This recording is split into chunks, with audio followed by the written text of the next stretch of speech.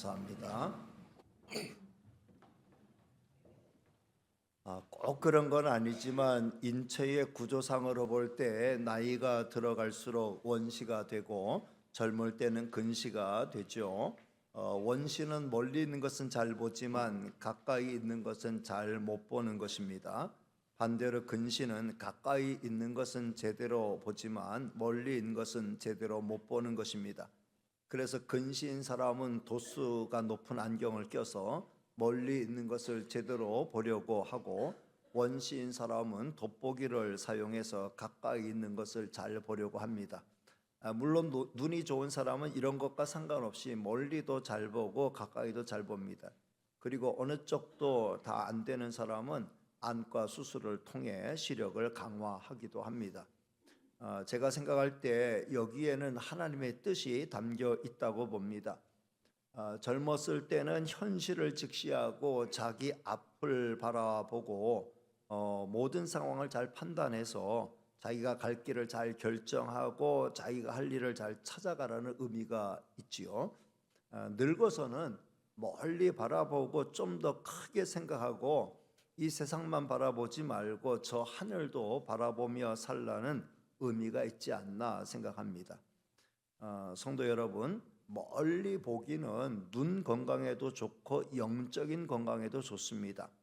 요즘 아이들은 이전의 아이들에 비해 가까이 보는 거에 몰입되어 있습니다.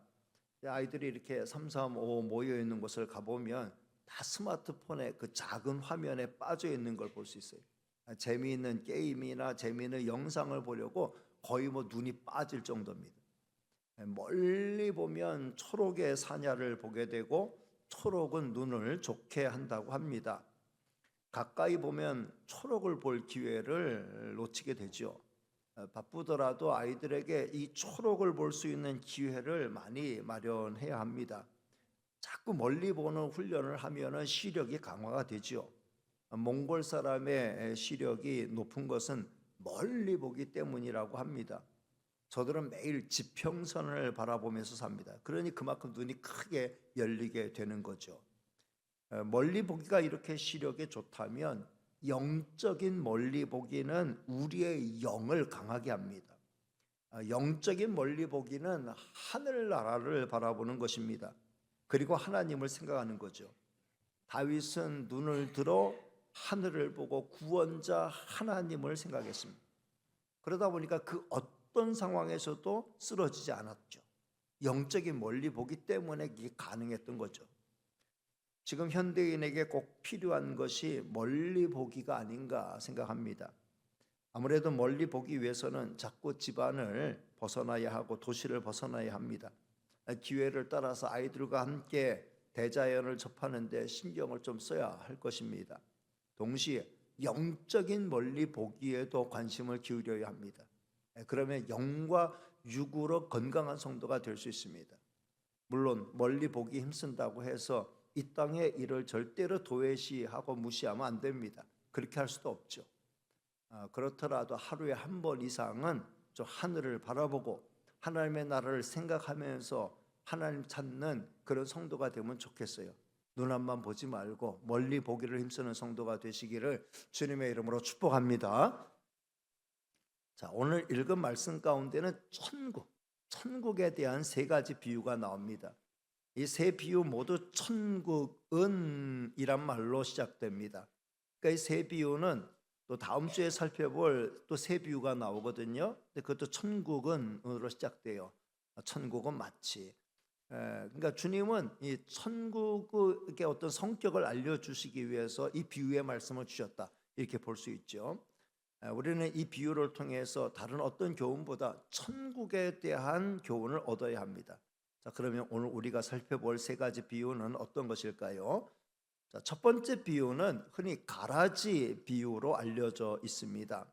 왜냐하면 제자들이 그렇게 말했어요. 36절에서 제자들은 예수님이 하신 비유를 일컬어 가라지, 밭의 가라지 비유를 설명해 주세요. 그러니까 밭의 가라지 비유라고 이렇게 비유의 제목을 정했죠. 그렇지만 엄밀히 따져보면 이 비유에서 가라지는 중심이 아니에요. 오히려 본문의 의미를 제대로 살린다면 좋은 씨를 밭에 뿌린 사람의 비유라고 해야 합니다. 그렇지만 워낙 이 가라지의 출현이 도드라지기에 그냥 가라지의 비유라고 해도 됩니다. 그러나 어찌됐든 분명한 것은 주님의 관심은 좋은 씨가 맺은 알곡 성도에 있다라는 거죠. 예수님의 비유는 이렇게 시작됩니다. 자, 24절 말씀을 같이 읽습니다. 시작. 예수께서 그들 앞에 또 비유를 들어 이르시되 천국은 좋은 씨를 제 밭에 뿌린 사람과 같으니, 천국은 이란 말로 시작되죠. 그러니까 이 비유는 천국에 대한 메시지를 주기 위함이라는 걸 알 수 있습니다. 천국은 좋은 씨를 이 땅에 뿌리는 데서 시작된다는 거죠. 그럼 좋은 씨는 뭐고 좋은 씨를 뿌리는 농부는 누굽니까? 37절 38절에서 예수님이 해석해 주셨어요. 자, 같이 볼까요? 시작. 대답하여 이르시되 좋은 씨를 뿌리는 이는 인자요 밭은 세상이요 좋은 씨는 천국의 아들들이요 가라지는 악한 자의 아들들이요. 그러니까 천국의 씨를 뿌리는 분은 예수님이죠. 그리고 천국의 열매로 맺히는 자들은 예수님의 말씀을 듣고 회개하고 예수님을 자기의 구주로 영접하는 자들입니다. 이런 면에서 저와 여러분은 이미 천국의 아들들인 줄로 믿습니다. 우리는 이미 좋은 씨로 이 땅에 심겨졌습니다. 따라서 좋은 열매를 많이 맺는 성도가 되시기를 바랍니다. 반면에 가라지는 뭐고 가라지를 뿌린 자는 누구예요? 25절 말씀 같이 읽습니다. 시작. 사람들이 잘 때에 그 원수가 와서 곡식 가운데 가라지를 덧뿌리고 갔더니, 39절을 보면은 가라지를 뿌린 원수는 마귀라고 되어 있고, 그리고 38절 우리가 읽은 말씀에는 가라지는 악한 자의 아들들이다 라고 말씀합니다. 이 비유의 내용을 조금 더 살펴보면 좋은 씨가 막 이제 싹을 틔우고 자라나는 가운데 뿌리지도 않은 가라지가 같이 막 자라는 거예요. 그러니까 종들은 영문을 모르고 좋은 씨 뿌리지 않았습니까? 근데 왜 가라지가 납니까? 주인이 말씀하기를 원수가 이 가라지 씨를 덧뿌리고 간 거다. 그러면서 같이 자라니까 종들이 그러면 이 가라지를 지금 다 뽑아버릴까요? 그럴 때 그 주인은 가라지를 그냥 추수 때까지 그냥 같이 자라게 두라 이렇게 말씀합니다. 그 이유는 가라지를 위함이 아니고 알곡을 보호하기 위함이라 이렇게 말씀하죠.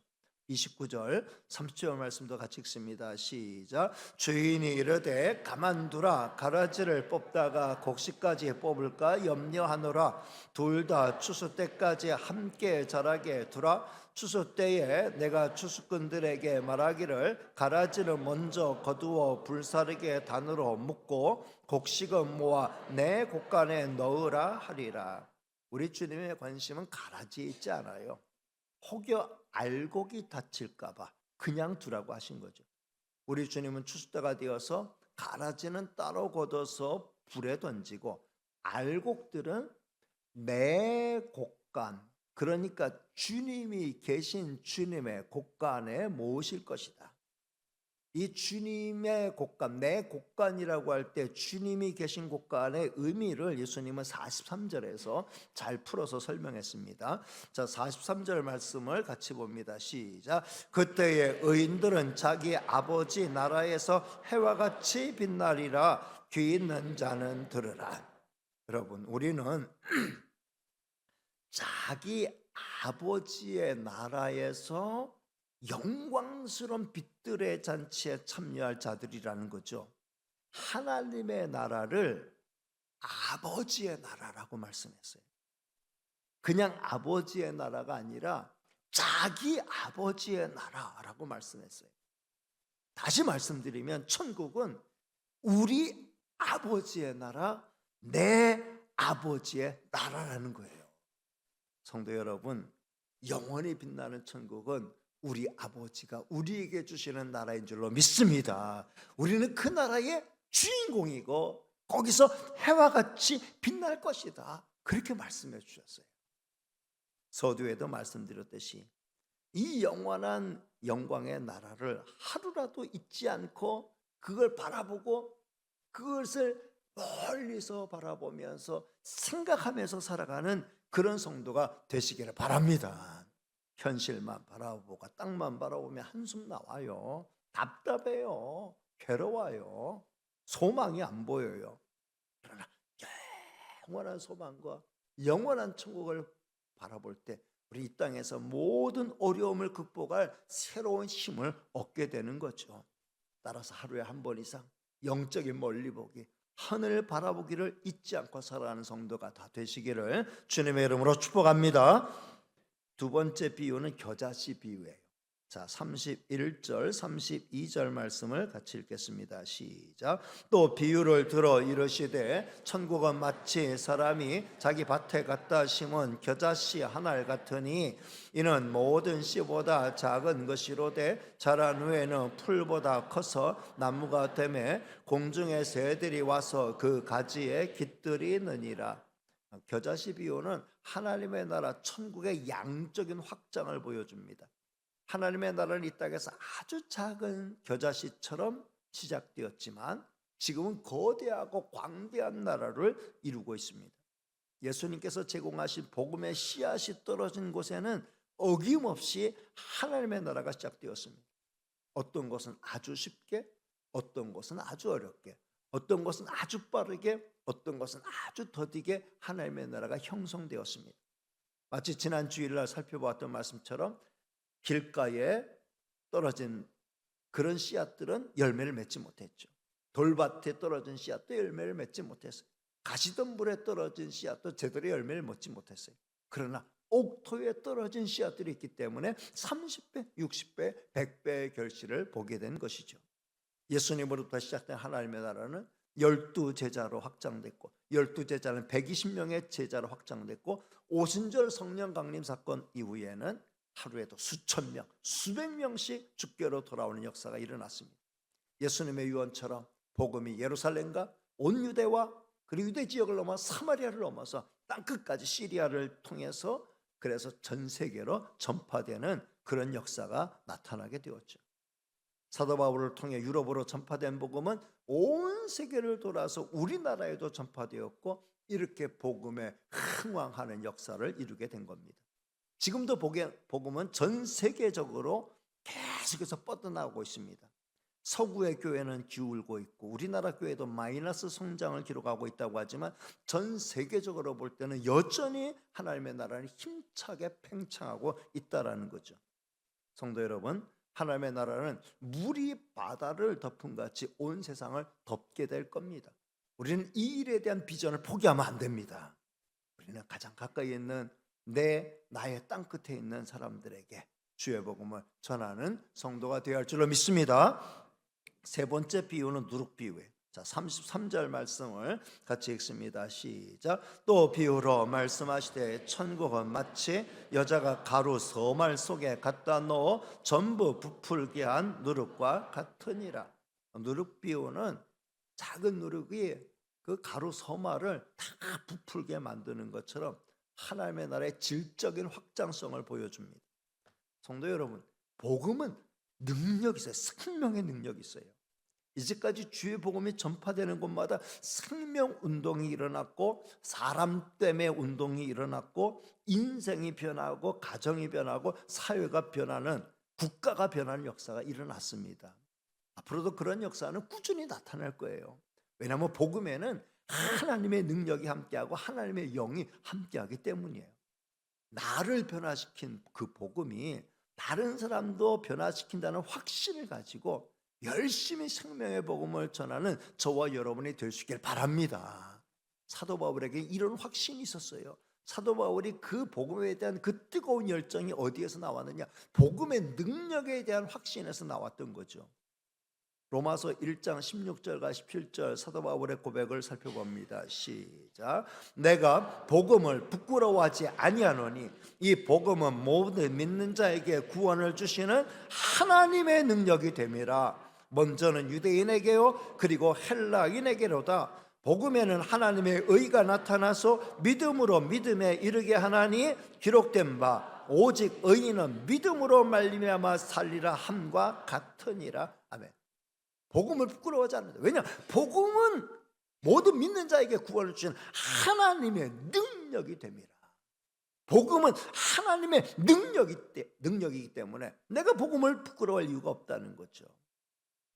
복음에는 하나님의 의가 나타나서 믿음으로 믿음에 이르게 하면서 그 죄인들이 회개하고 의인으로 살게 하는 능력의 역사가 나타난다는 거예요. 복음의 제대로 그 사람의 심령 속에 들어갈 때 죄인이 죄를 회개하고 그리고 주님 붙들고 성령의 은혜를 힘입어 이제 의로운 삶을 시작하게 되는 줄로 믿습니다. 변화의 삶이 시작이 되는 줄로 믿습니다. 이 복음의 능력, 여러분, 죄인을 의인으로 만드는 능력, 죄인을 죄성으로 가득한 사람을 그 죄를 회개하고 뉘우치게 만들고 새로운 각오와 결단을 가지고 변화된 새 삶을 살게 만드는 능력. 여러분, 교도소가 있어요. 교도한다는 거예요. 죄수들을 불러들여서 저들을 교화시키는 교정 작업을 한다는 거예요. 근데 그것이 교화 작업, 교정 작업이 교도소를 통해서 원활하게 이루어지나요?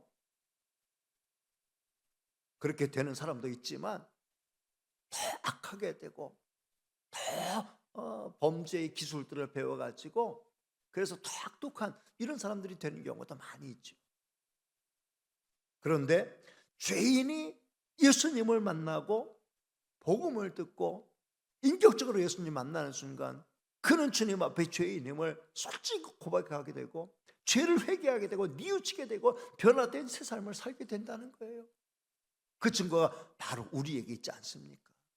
나 같은 사람이 변화되어서 정말 내 마음에 성령이 역사하셔서 정말 하나님이 기뻐하시는 의를 행하는 쪽으로 살아가려고 부족함에도 불구하고 그렇게 살아가려고 하는 의지와 노력이 있는 사람이 되었다라고 하는 것 자체가 복음의 능력인 줄로 믿습니다. 이 복음의 능력은 내 능력이 아니에요. 사람의 마음을 변화시키는 능력이 어떻게 인간적인 어떤 수단과 방법으로 가능한가요? 한 사람도 그 마음을 우리 마음대로 조정할 수 없어요. 오직 성령이 그 말씀을 통해서 우리의 심령 속에 역사할 때 이런 변화의 역사가 나타나게 되는 줄로 믿습니다. 그런 역사로 인하여 이렇게 이 땅에 교회가 생겨난 것이고 지금도 하나님의 나라가 확장이 되는 거죠. 누르게 바로 반죽 전체를 부풀어 오르게 하는 것처럼 복음이 떨어졌을 때, 생명의 씨앗이 떨어졌을 때, 예수 그리스도가 인격적으로 우리의 심령 속에 영접되었을 때 우리의 삶에 이런 온통 변화의 역사가 나타나게 되는 줄로 믿습니다. 저는 오늘 말씀을 통해서 다음 네 가지를 마음에 담아가기를 원합니다. 첫째, 주님이 오실 때까지 이 세상에는 좋은 시도 잘하고 가라지도 잘합니다. 따라합니다. 주님이 오실 때까지 이 세상에는 좋은 씨도 자라고 가라지도 자랍니다. 밭은 이 세상이라 그랬어요. 이 세상에는 안타깝게도 주님 오시는 그날까지 끝내 회개하지 않고 주를 배반하는 자들이 많이 있을 거예요. 동시에 마지막 때에 죽게 회개하고 돌아오는 자들도 많이 있을 겁니다.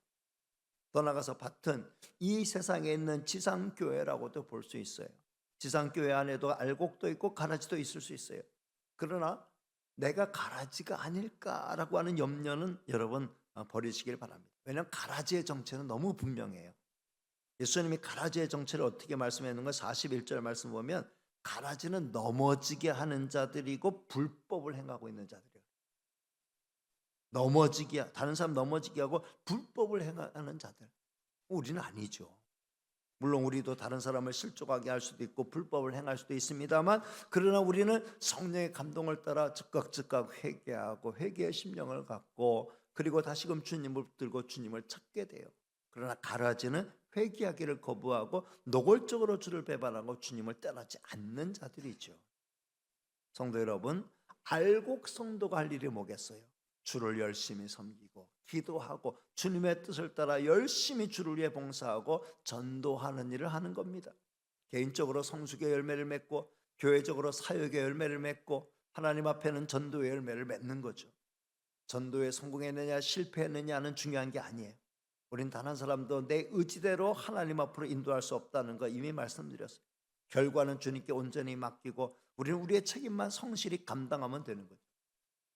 2025년 우리가 목자 없는 양들을 주님 앞으로 인도하기 위해서 생명노트에 내가 전도할 사람들을 기록해 놓고 그들을 위해서 열심히 기도하는 것부터 시작하자고 말씀드렸고, 여러분들이 열심히 기도하고 계셔요.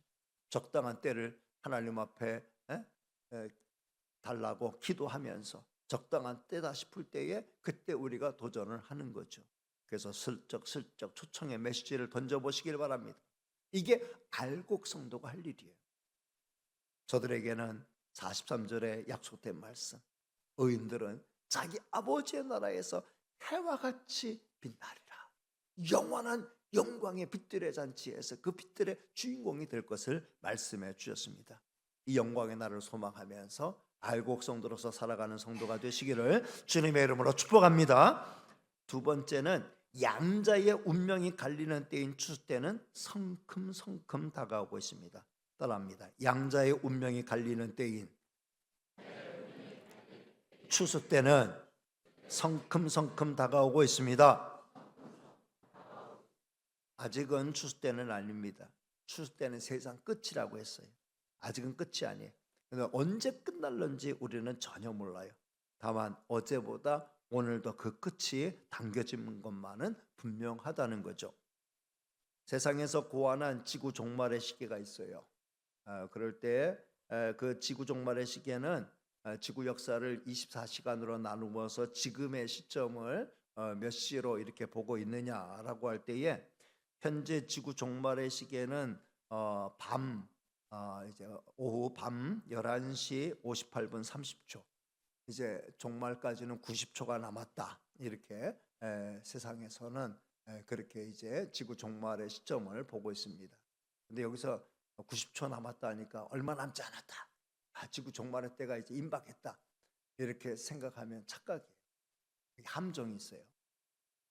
이 사람들은 지구 역사를 40억 년 이상으로 보고 있어요. 45억 년, 46년, 6억 년 이렇게 보고 있기 때문에 11시 밤 11시 58분 30초, 그러니까 이제 1분 30초 남았다고 해도 90초 남았다고 해도 그 46년, 6억 년, 45억 년, 40억 년 그걸로 대입해서 계산을 보면은 90초가 하수도 한 7만 년 이렇게. 그러니까 그 사람들은 이 세상에 물리적으로 종말이 오는 것은 새카맣게 먼 날로 아주 마치 90초 남았다 하니까는 얼마 남지 않은 것처럼 다 끝난 거 아니냐, 세상 다 끝난 거 아니냐 이렇게 긴장하게 만들려고 하지만 그들이 은근히 갖고 있는 생각은 세상 끝은 없다 이렇게 말하는 거나 마찬가지예요. 몇천 년 있다 될 일도 아니고 몇만 년 있다 될 일이다. 그런 식으로 막 이야기하는 거예요. 그것도 자기들 나름대로 핵이 어떻게 관리가 되면은 막 또 늘렸다가 또 핵 위기가 오면은 또 막 줄였다가 그렇게 하는데 그 속에는 어마어마한 1초가 한 700년 넘는 그런 어떤 계산법을 가지고 하는 거기 때문에 1초가 당겨졌다 해도 700년 이걸 생각한다고 하면은 그거는 정말 우리의 어떤 감각과는 아주 동떨어진 그런 피상적인 그런 이야기를 하고 있다는 거죠. 성도 여러분, 세상의 끝날이 언제일지는 아무도 알 수 없어요. 우리 주님이 언제 끝장낼지 그건 아무도 알 수 없어요. 땅끝까지 복음이 전파되면 그제의 끝이 오리라 했기 때문에 지금 복음이 땅끝으로 막 전파되고 있기 때문에 세상 물리적으로 종말이 어떻게 오느냐, 지구의 환경이 언제 끝나느냐 이것보다도 하나님은 또 다른 방법으로 이 세상을 뒤엎으실 그런 계획을 갖고 계신다는 거죠. 그렇기 때문에 우리가 그런 시간표에 움직일 필요는 없어요. 우리 주님이 우리에게 주신 그날과 그때는 아무도 알지 못한다는 그 경고의 메시지를 받고, 더 중요한 것은 세상 끝날도 끝날이지만 우리에게 더 중요한 끝날이 있어요. 바로 내 개인의 끝날, 내 개인의 종말이에요. 나에게 죽음이 언제 찾아올 때, 주님이 언제 나를 호출해 가실지 이거는 그야말로 아무도 몰라요. 정말 건강하고 멀쩡하던 사람이 갑자기 참 사고로 세상을 떠나게 되는 경우도 있고, 갑자기 중병이 찾아와서 그렇게 건강하던 사람이 그렇게 빨리 참 위험에 처하게 되는 경우, 우리 대전로의 노 회장님만 해도 작년 가을만 해도 활달하셨는데 갑자기 췌장암 3기 판정받고 수술받고 하는데 지금 불과 몇 달 사이에 지금 중환자실에 있다. 이런 이야기를 듣고 우리가 이를 위해서 기도하고 있어요. 정말 이 한 사람의 그 운명이 어떻게 될지는 우리가 전혀 내일을 예측할 수 없다라는 거죠. 바로 오늘이 기회예요. 바로 오늘이 우리가 은혜 받고 주께로 돌아올 기회인 줄로 믿습니다. 고린도후서 6장 2절 말씀 같이 읽겠습니다. 시작. 이르시되 내가 은혜 베풀 때에 너에게 듣고 구원의 날에 너를 도왔다 하셨으니 보라 지금은 은혜 받을 만한 때요 보라 지금은 구원의 날이로다. 아멘. 셋째, 하나님의 나라는 계속해서 성장하고 있습니다. 따라합니다. 하나님의 나라는 계속해서 성장하고 있습니다. 지금 한국교회는 역성장을 이야기하고 있습니다. 저출산의 지속화와 함께 인구 감소가 본격적으로 이루어지는 이제 초입에 들어 있습니다. 경제적으로 부족함이 없는 때에 사람들은 하나님을 간절하게 찾지를 않게 되는 거죠. 그렇지만 우리는 절대로 의기소침하면 안 됩니다. 여전히 하나님의 나라는 확장되고 있으며 한국교회는 이대로 주저앉지 않을 겁니다. 성도가 깨어있고 교회가 깨어있으면 얼마든지 우리는 다시 한번 부흥의 시대를 맞이하게 될 줄로 믿습니다. 지금 깨어서 기도하고 복음 붙들고 일어서는 교회들은 계속해서 성장하고 있어요. 세상이 아무리 어두워져도 교회가 그 본질을 잃지 않으면 얼마든지 세상을 향해 선한 영향력을 끼칠 수 있습니다. 그러는 가운데 전도의 문은 열리게 될 것입니다. 우리가 항상 부르는 찬양처럼 정말 온 세상이 하나님을 인정하게 되는 그날을 꿈꿔야 되죠. 하박국 2장 14절 말씀 읽습니다. 시작. 이는 물이 바다를 덮은 같이 여호와의 영광을 인정하는 것이 세상에 가득함이니라. 지금도 세상에는 하나님의 영광 드러나는 게 가득해요. 사람들 그걸 못 봐서 그렇죠. 하나님의 영광 드러나는 게 온 세상에 가득한 데서 사람들 그걸 못 보고 있어요. 그러나 이제 그걸 다 인정하게 되고 그걸 보게 되는 날이 올 거예요. 우리는 이 일에 수종드는 하나님의 사람들입니다. 이 땅에 온전한 하나님의 나라가 이루어지는 것을 우리는 늘 기도하면서 기도하는 만큼 그렇게 되기를 위해서 노력하는 성도가 되시기를 바랍니다. 마지막, 하나님의 나라는 세상을 변화시키는 능력이 있습니다. 따라합니다. 하나님의 나라는 세상을 변화시키는 능력이 있습니다. 복음에 대해 가장 반대편에 서 있던 사울을 변화시켜 바울이 되게 만들었어요. 저와 여러분도 변화되어 이 자리에 앉아 있게 된 거죠. 이쪽부터 여러분을 알았던 분들 가운데 지금의 여러분을 보고 깜짝 놀라는, 제가 어떻게 이렇게 됐어? 하고 깜짝 놀라게 되는 분들도 있을 거예요. 복음은 그만큼 위력이 있는 겁니다. 복음의 위력을 믿고 아무리 힘들고 어려워 보이는 사람이라도 여러분 절대로 포기하지 마십시오. 저들에게 다가가고 저를 위해서 기도하고 복음 전할 수 있기를 바랍니다. 우리나라에 복음 처음 들어올 때 그 상황을 생각해 보세요. 불교와 유교에 쩔어 있는 그들에게 복음을 전한다. 지금 절 다니는 사람, 또 지금 어떤 정말 유교 사상에 꽉 박혀 있는 사람에게 가서 복음 전하는 게 얼마나 힘든 일이에요. 온 나라가 그런 상황 가운데 복음이 이 땅에 들어왔고 그 두꺼운 벽을 다 뚫었어요. 전국 어디에 교회가 안 세워진 것이 없을 정도로 우리 대한민국은 복음화됐습니다. 교회는 그리고 이 사회를 변화시켰어요. 누가 뭐래도 대한민국은 우리 주님이 살리셨다고 우리는 믿습니다. 하나님이 보호하사 우리나라 만세가 된 거죠. 지금도 마찬가지. 복음은 사람을 변화시키고 가정을 변화시키고 세상을 변화시킵니다. 순수한 복음이 순수한 성도들을 통해 전파될 때 진정한 생명의 역사가 이 땅에 나타나게 될 줄로 믿습니다. 이를 위해 헌신하는 저와 여러분이 되시기를 주님의 이름으로 축복합니다. 성도 여러분, 우리는 천국의 주인공들이에요. 우리는 하나님의 나라, 내 아버지의 나라, 우리 아버지의 나라에서 해와 같이 영원토록 빛날 영광스러운 존재들입니다. 그 영광을 기억하면서 하루하루 살아가시길 바랍니다. 동시에 아직도 이 은혜를 알지 못하고 캄캄함 속을 헤매는 자들을 찾아가 정말 주님의 심판의 때가 언제 임할지 모르는, 개인의 종말이 언제 임할지 모르는 상황에 지금이 최고의 때라는 걸 인식하고 저들을 주님 앞으로 잘 인도하는 저와 여러분 다 되시기를 주님의 이름으로 축복합니다. 기도하겠습니다. 은혜로우시고 사랑 많으신 하나님 감사합니다. 오늘도 저희들을 사랑해 주시고 하나님 앞에 불러주시고 주님이 주시는 말씀을 묵상하며 다시 한번 우리 마음속에 다짐하는 시간 주셨으니 감사합니다. 마지막을 향하여서 달려가는 세상 속에 우리는 영원한 영광의 나라를 바라보면서 그 나라를 소망하면서 이 땅의 모든 어려운 일들을 헤쳐나갈 수 있도록 도와주옵시고, 아직도 어둠 속을 헤매는 영혼들을 주님 앞으로 인도할 수 있는 은혜도 허락하여 주옵소서. 모든 말씀 예수님의 이름으로 기도하옵나이다. 아멘.